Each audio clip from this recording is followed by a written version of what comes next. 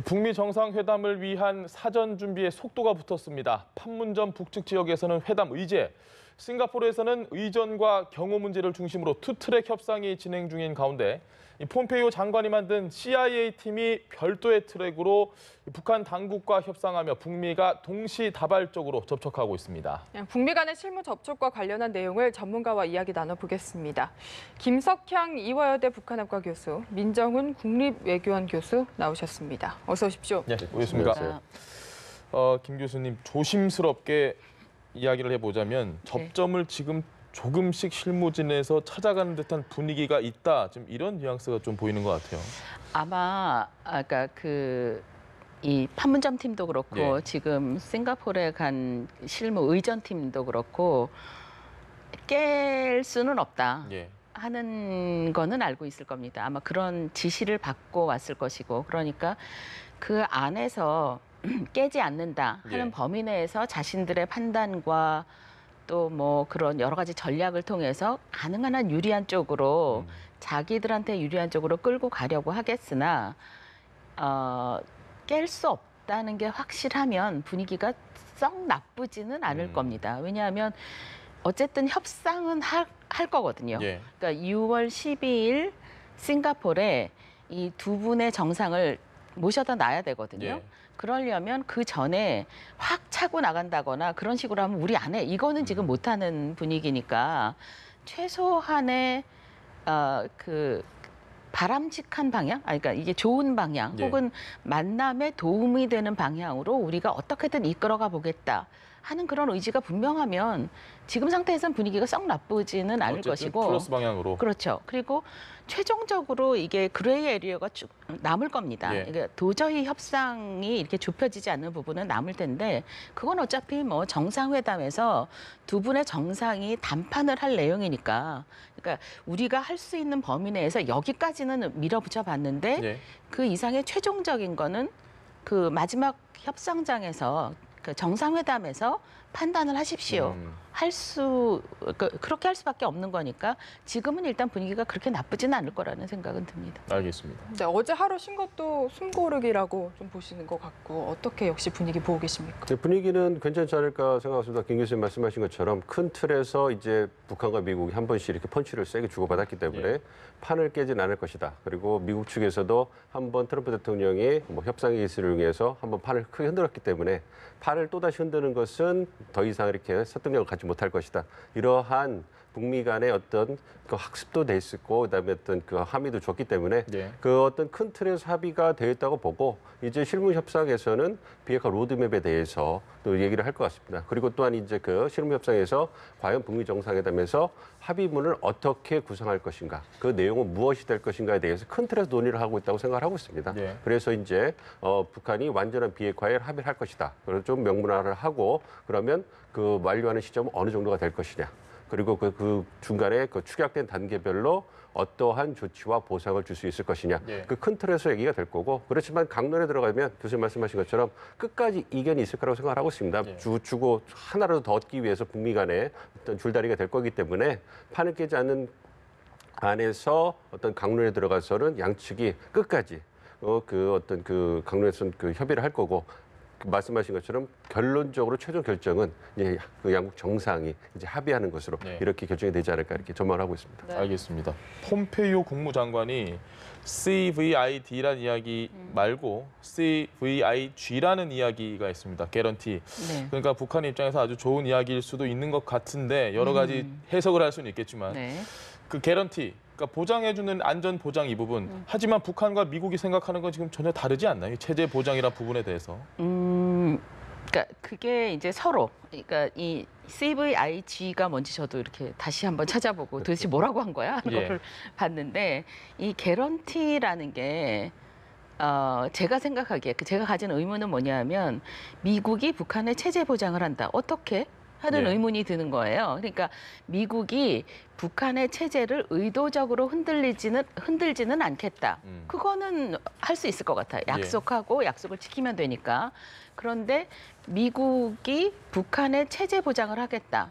만약에 북한 내부에서 그 체제를 흔드는 요인이 발생을 하면, 혹은 미국과 전혀 상관없는 상태에서 북한의 체제가 흔들리면 그거를 미군을 투입할 건가요? 어떻게 체제 보장을 하지? 하는 의문이 들어요. 예.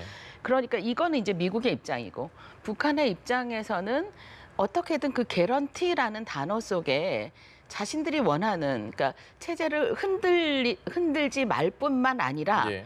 체제가 흔들리는 조짐이 일어나면 어떻게 해달라 하는 거를 그 개런티에다가 넣고 싶겠죠.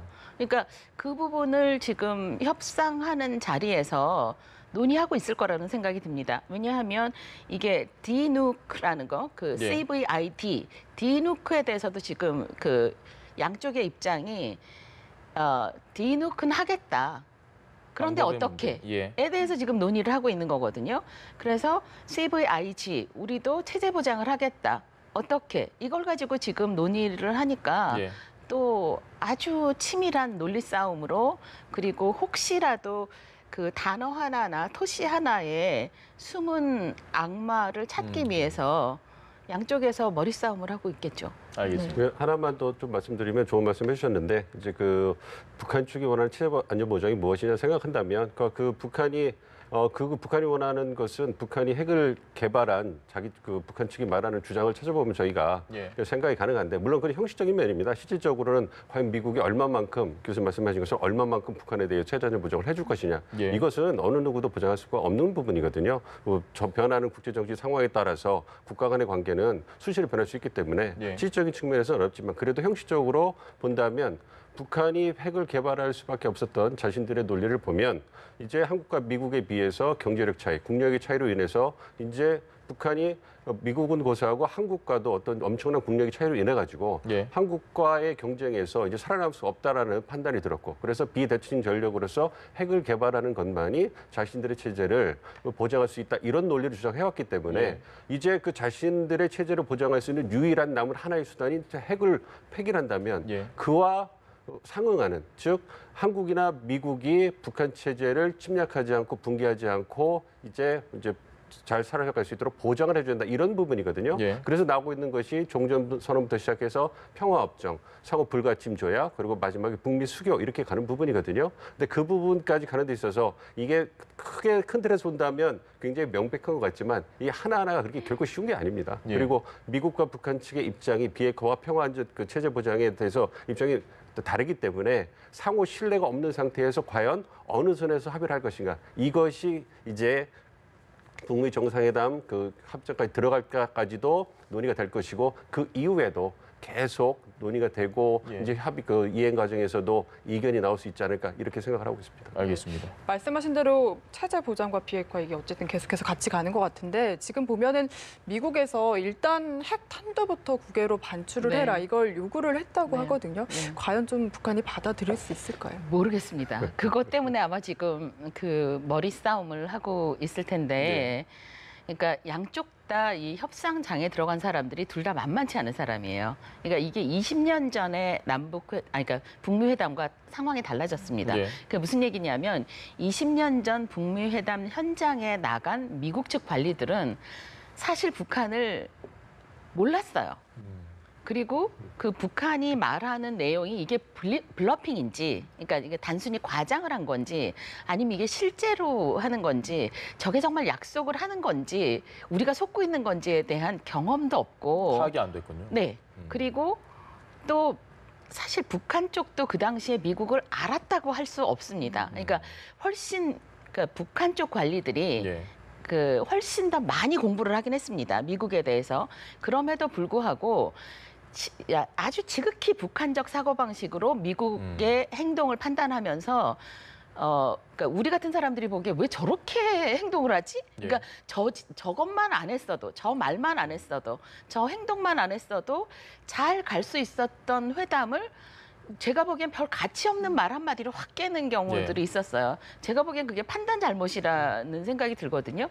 그런데 지금은 지난 20년 동안에 수없이 서로 속고 속이고 밀고 그러니까 치고 받고 하는 그런 경험들이 있어서 일단 충분히 사전 지식이 있고 이번에 마주 앉은 사람 두 사람을 보시면 예. 성김이라는 사람과 최선희라는 사람은 이미 충분히 그 내용도 알고 있을 뿐만 아니라 두 사람 다 영어와 우리말이 능숙한 사람들입니다. 그러니까 단어의 숨은 의미까지도 캐치할 수 있는 능력을 갖춘 사람들이어서 상황이 달라진 거죠. 그래서 이게 지금 내보내, 핵탄두 20개 정도를 내보내. 안 돼. 당연히 그렇게 싸우겠죠. 근데 이 싸움이 굉장히 치열하고 구체적이고 그러니까 말하자면 적장의 논리이긴 하나 내가 인정할 수밖에 없는 치밀함을 갖춘 논리를 가지고 지금 두 사람이 앉아서 계속 싸우다가 잠깐 하루 쉬자 이렇게 된 것 같은 느낌이 듭니다. 알겠습니다. 저희도 하루 쉬었으면 좋겠는데. 두 번 더 말씀드리면 그렇습니다. 어쨌든 북한이 풍계리 핵심력 폐기를 통해서 미래핵을 폐기했다는 상식적 조치를 취했어요. 그러니까 그 전문가 검증이 없었기 때문에 과연 그것이 완전한 폐기하느냐 이거에 대해서 논란의 여지는 남아있지만 북한 측에서 본다면 미래핵을 폐기를 했단 말이에요. 그런데 지금 미국 측에서 요구하는 것은 어쨌든 간에 판이 흘러가는 판에서 이제 미국 주도권을 갖고 있기 때문에 아무래도 북한이 그러한 미국의 주도권을 좀 인정해주는 부분에서 어느 정도 빠른 어떤 핵 반출 정도를 해줘야 되는데 그렇지만 북한 측에서 본다면 이제 미래핵도 폐기했다고 자기들 생각하는데 현재 핵까지 폐기하라고 그런단 말이에요. 그러니까 체제안전 보장이라든지 경제 지원 이런 부분에 대한 확실한 보장 없이 먼저 이제 북한이 갖고 있는 어떤 현재 핵을 다 폐기해라, 반출해라 이렇게 얘기하고 있으니까 사실 북한 측에서 받아들이기 힘든 카드가 되는 거죠. 왜냐하면 미래핵도 포기했다고 자기들은 생각하는데 현재 핵까지 어떤 자기들이 원하는 걸 받지 못한 상태에서 포기해라 이렇게 된다면 북한 측으로 보면 솔직히 남는 장사가 아니라고 생각할 수도 있는 부분이거든요. 그런 부분이기 때문에 계속 논의를 하고 있고 그래서 확인되진 않았지만 언론에서 나오는 부분은 일부분 ICBM 미사일이라든지 일부분을 어떤 성의를 보여야 되니까 북한 측이 빠른 시일에 내보내고 이제 남은 그 능력을 가지고 어떤 그 완료 시점까지 협상을 하는 게 아닌가 이런 어떤 분석이 나오고 있는데 그건 좀 지켜봐야 될 것 같습니다. 알겠습니다. 트럼프 대통령이 어디까지 지금 생각을 하고 있는지 정말 궁금한데 이 이야기를 좀 하고 싶습니다. 리비아식 이야기 나왔다가 리비아식 안 하겠다. 트럼프 대통령이 이야기를 하고 지금 트럼프식 모델이 뜨고 있는데 과연 이게 파키스탄 당시 모델과 좀 비슷할 수 있을까라는 질문을 한번 드리고 싶습니다. 아니었으면 좋겠습니다. 어떤 건지 좀 시청자분들께 설명 한번 해주시죠. 그 파키스탄 방식이 사실은 그러니까 공식적으로 파키스탄이 그 핵 보유 국가는 아닙니다. 누구도 인정하지 않았어요. 그럼에도 불구하고 파키스탄이라는 나라가 핵 능력이 있고 핵을 가지고 있다는 것도 이것도 다 알려진 비밀입니다. 누구나 다 알아요. 그러나 그 문제를 가지고 이렇게 심각하게 지금 논의하지도 않는 구조입니다. 그러니까 누구나 다 알긴 하지만 그냥 묵인하고 있는 상태에 그 과정에서 이 칸이라는 인물이 굉장히 중요한 역할을 했고 그 사람이 또 북한 핵 개발에 또 아주 중요한 역할을 한 사람이기도 합니다. 그러니까 아마 제가 만약에 북한 당국자라면 지금 북한에서 일을 하고 있는 사람이라면 저는 어떻게든 파키스탄식 모델을 가지고 가고 싶어 할 것 같아요. 그러니까 이게 다 폐기했다. 우리 폭발했지? 다 봤지? 이것도 만약에 핵탄두를 꼭 내보내라 그러면 한 20기 정도까지는 지금 내보내는지 나중에 내보내는지는 모르겠는데 그 정도면 내보내지 뭐. 그래도 다 내보냈는지 아닌지는 모릅니다. 그러니까 그러니까 핵탄두 20기가 나왔다. 그럼 이제 없나? 그거를 누가 보장을 하죠? 네, 그러니까 검증도 할 수 있어요. 자, 검증을 하는 팀이 들어갔습니다. 그래서 북한 지역을 어디까지 샅샅이 뒤질 겁니까? 언제까지? 어디다 숨겨놓은 줄 알고? 그러니까 북한 쪽에서 만약에 이걸 작정을 하고 숨기려고 하면 사실 방법이 없습니다. 그래서 그러니까 이 디누크라는 게 단어가 굉장히 어려운 거죠. 그 디테일이 어려운 거죠. 그런 의미에서 본다면 저는 오히려 트럼프 모델이라는 단어를 그걸 미국이 의도적으로 아주 오랫동안 고심한 끝에 선택을 한 건지 아니면 그날 이렇게 대화를 하다가 이 리비아식은 아니야라는 얘기를 하다가 그냥 툭 튀어나온 건지 진짜 모르겠습니다. 그럼에도 불구하고 이 단어 선택은 미국 쪽에서 굉장히 현명했다라는 생각이 들고요. 이 트럼프 모델이라는 건 앞으로 뭐든지 담을 수 있거든요. 그리고 그 뭐든지 담을 때 가능한 한 파키스탄 모델은 아니었으면 좋겠다는 게 제 소망이긴 합니다. 알겠습니다. 교수님 생각은 어떠십니까? 글쎄요, 그 파키스탄 모델 얘기하는데 리비아 모델과 파키스탄 모델 여러 가지 나온 모델 다 나오는데 일단은 그 출발점은 그것이어야 될 거라고 생각해요. 과연 그 리비아라든 파키스탄이든 북한의 어떤 핵능력이 어디까지 왔는가 봤을 네. 때 리비아보다는 뭐 북한 핵능력이 훨씬 더 발전돼 있고 거의 뭐 얘기하는 것은 90%로 완성이 돼 있다. 네. 그래서 뭐 ICBM 능력은 좀 시간이 걸리겠지만 그래도 어떤 핵탄두 보유한 게 꽤 되기 때문에 어떻게 본다면 뭐 국제사회 인정하지 않지만 뭐 이제 그 북한은 어떤 핵을 가진 나라, 네. 핵 능력을 가진 나라라고 그렇게 보고 있기 때문에 그런 면에서 이제 파키스탄 모델이 나온 거 아니라고 나온 게 아닐까 생각을 하고 있는데 또 파키스탄이 뭐 이렇게 암묵적으로 핵을 갖고 있는데 그것 때문에 사실은 국제사회로부터 좀 제재라든지 인정을 못 받는 부분이 많이 있습니다. 예. 뭐 일례로 얼마 전에 이제 작년 같은 경우에 저희 국립외교원에 파키스탄 대표단이 와서 이제 파키스탄이 갖고 있는 핵에 관한 입장을 얘기하고 이제 IAEA에 가입하겠다. 그다음에 핵 책임 있는 어떤 핵 보유국으로서 행동하고 싶다. 이런 걸 계속 주장하면서 파키스탄을 좀 인정해달라 이런 그 움직임을 보였거든요. 네. 그것은 그 어떤 핵을 가짐으로 인해서 국제사회에서 받는 어떤 불이익이라든지 무시라는 걸 좀 반영하는 있는 부분이거든요. 그렇지만 북한의 경우는 미국과의 협상을 통해서 비핵화라는 조치를 통해서 국제사회 일원으로 올라오고자 하는 그런 바람이 있기 때문에 네. 아무래도 파키스탄처럼 갈 거라고 생각하지 않고 있습니다. 그렇기 때문에 그런 면에서 본다면 이제 아까 김 교수 말씀하신 것 모든 것을 어떻게 본다면 포괄할 수 있는 트럼프 모델 시계, 그러니까 절충식 어떻게 보면 나중에 또 다른 말이 나올지도 모르겠어요. 뭐 북한 모델이 됐던 트럼프 모델 이런 식이 될 겁니다. 그래서 말씀드리고 싶은 거는 각국마다 핵 능력이라든지 어떤 그거로 인한 국제사회에서의 어떤 영향, 예. 인식 이런 게 다르기 때문에 그런 것을 다 고려했을 때 어떤 뭐 제3의 트럼프 모델이 됐던 북한 모델이 됐던 그런 부분이 현실적으로 고려되지 않을까 이렇게 생각하고 있습니다. 저는 저 부분이 바로 그 김정은 위원장의 고민이라고 생각합니다. 네. 예, 그게 무슨 얘기냐 하면 자, 핵을 갖고 있고 싶어요. 네. 그래서 만약에 핵을 안 가지고 있으면 리비아처럼 저렇게 되겠구나 하는 그 두려움이 있을 겁니다. 예. 분명히. 그리고 그게 이제 행동을 제약하는 아주 중요한 요인이 될 텐데 또 반면에 파키스탄을 볼 거예요. 예. 저 나라는 어떻게 돼가고 있나. 핵을 사실상 가지고 있습니다. 예. 그리고 누구도 공인하지는 않았으나 파키스탄에 핵 능력이 있구나 하는 거를 알아요. 근데 우리도 그렇게 되고 싶은 욕심이 있기는 합니다. 그 대가는 바로 저거죠. 그러니까 경제적으로 발전할 수 없고 잘 먹고 잘 살 수는 없고 그러니까 앞으로도 쭉 핵을 가지고 가난하게 갈 것인가. 이게 사실 그 김정은 위원장의 입장에서는 뭐가 고민이냐면 자기가 잘 먹고 잘 사는 데는 크게 지장 없습니다. 그런데 인민들의 모습을 보면 이 인민들이 같은 듯 달라졌어요. 그러니까 2000년 당시의 인민들은 굶어도 그렇게 그러니까 이 장군님을 예. 왜냐면 그거밖에 길이 없다고 생각을 했으니까. 그런데 지금 북한의 인민들은 한 500만 대, 400만 대 정도의 휴대전화를 가지고 매일매일 달러 환율이나 위안화 환율 어느 정도 됐는지, 예. 물건값은 어떻게 되는지, 뭐 바깥 소식도 나름 들어가며 그러면서 우리 위원장이 그 2012년 처음 권력을 잡았을 때 했던 말을 안 잊어버리고 있을 겁니다. 우리 인민들이 허리띠 졸라매지 않게 하겠다. 자, 이게 이제 참았어요. 몇 년 동안. 앞으로도 계속 한 몇십 년을 참을까 하는 그 부분이 고민의 지점이고 그래서 어디로 갈 것인가를 정말 머리에 쥐나게 고민하고 있을 거라고 생각을 하고 하나하나 그 정책들을 한번 확 내질러 보고 싶은데 예. 그렇게 한번 했다가 아닌 것 같아 하고 이렇게 확 걷어들이고 예. 이런 행동이 나오는 배경이 거기에 있다고 생각합니다. 알겠습니다. 북미 정상회담이 싱가포르에서 열려서 잘 마무리가 되면 지금 우리 청와대 입장을 보면 문재인 대통령이 직접 가서 남북미 이 세 나라가 종전선언을 하는 걸 좀 한번 전혀 고려하지 않는 건 아닌 것 같은데 뭐 가능 여부를 떠나서 궁금한 건 미국은 이걸 어떻게 생각을 하고 있을까? 지금 이런 종전선언에 대한 이야기가 슬금슬금 나오는 것에 대해서 어떻게 보십니까?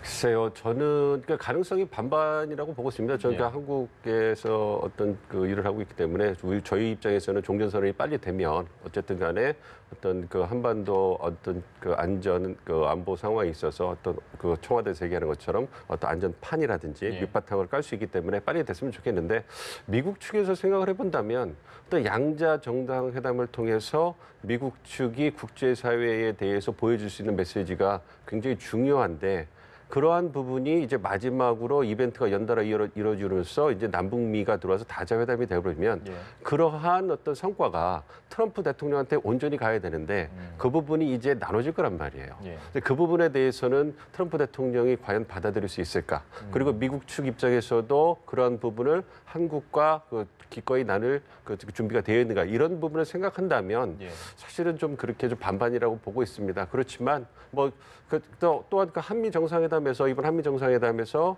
우리 문재인 대통령께서 트럼프 대통령한테 남북미 종전선언 때 얘기를 했는데 그냥 단순히 의견 교환이라고 얘기를 했지만 부정적으로 생각하지 않는다는 그 반응을 들었거든요. 그런 걸 고려해 본다면 가능성은 그렇게 50% 이상은 넘어가지 않지만 고려는 하고 있다. 그렇지만 그 부분에 대해서 확실히 될 것이다 이렇게는 말씀 못 드릴 것 같습니다. 네. 교수님 좀 어떻게 보십니까? 저를 어떻게 보느냐고요?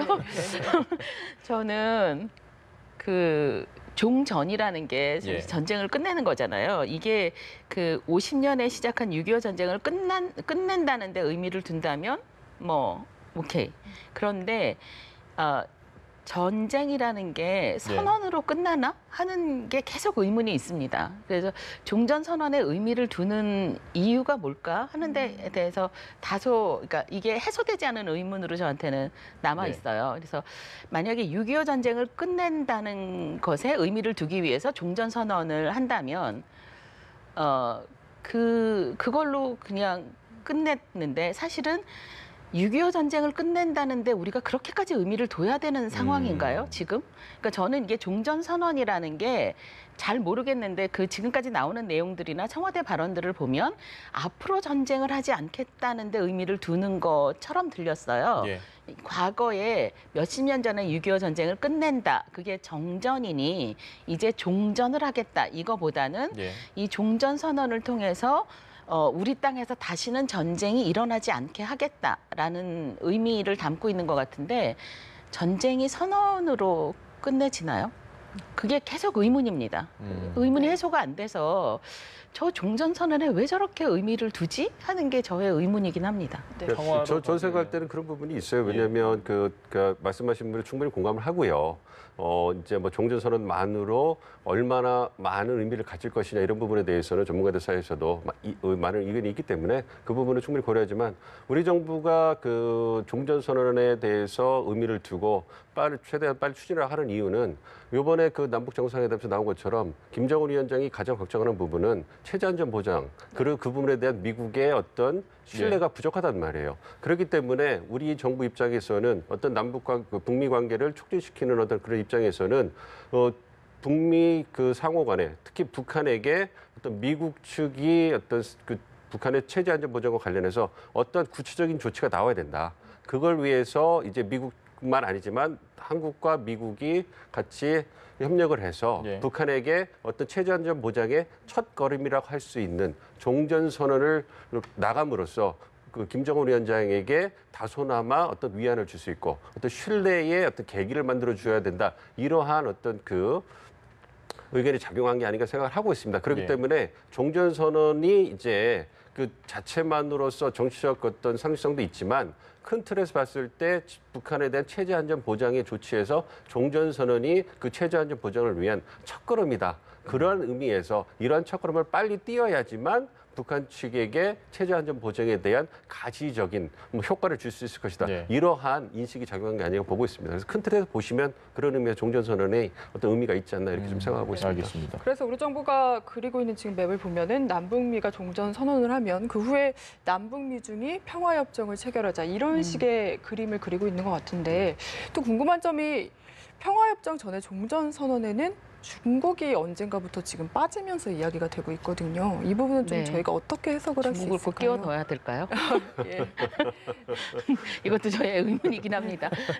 그러니까 평화협정을 한다는 거는 단순히 그러니까 남북 간에만 해결이 되지 않고 이 영내 국가들의 움직임이 분명히 있으니까 그건 딱히 인정하고 싶지는 않지만 인정하지 않을 수 없는 우리의 여건이 있는데 사실은 중국의 역할에 대해서 계속 의문이 있었던 게 그 사이에 중국이 역할을 할 기회가 없었던 게 아닙니다. 그러니까 돌이켜 보시면 미국도 그랬고 우리 정부도 그랬고 가능한 한 북한의 핵 개발에 당신들이 역할을 해줬으면 좋겠다. 막아줬으면 좋겠다. 중국이 북한에 대해서 가지고 있는 그 영향력은 무시할 수는 없습니다. 그러니까 이게 그 뭐 무슨 어떤 정책을 해서가 아니라 단순히 북중 국경 지역의 밀수를 단속을 얼마나 하느냐 정도만 가지고도 북한 경제가 살아나느냐 죽느냐를 결정할 수 있는 게 중국입니다. 그러니까 뭐 그 밀수 배가 저 지점에 들어오는 걸 그냥 단속만 안 해줘도 북한에 대해서 영향력을 행사하는 그 상황에서 저희도 그러니까 이 우리 대한민국 정부도 그렇고 미국도 그렇고 어떻게 좀 해봐라 하는 얘기를 지속적으로 계속 했었어요. 그때마다 중국 당국이 해왔던 말이 있습니다. 그 대변인, 그러니까 여성 대변인도 있고 남성 대변인도 있는데 아주 그 근엄한 표정으로 나와서 우리 영향력 없다. 우리 뭐 우리가 북한에 대해서 딱히 그렇게 영향력이 있는 게 아니다. 했었잖아요. 그 기회를 다 놓치시고 왜 이제 와서 새삼 그러시는지 전 진짜 좀 물어보고 싶거든요. 그 화춘잉 대변인한테 왜 그러시는 거냐. 그러니까 그 중국 내부의 결정권을 가진 사람들이 논의하는 자리에서는 어떤 얘기가 나왔었느냐. 그때는 왜 그렇게 말씀을 하셨느냐 하는 걸 정말 물어보고 싶은데 끼워야 되는 거죠. 한 20분쯤 전인가요? 지금 저기 이제 서울 광화문의 호텔에서 이 미국 측 실무팀이 출발하는 모습을 저희가 보여드리고 있습니다.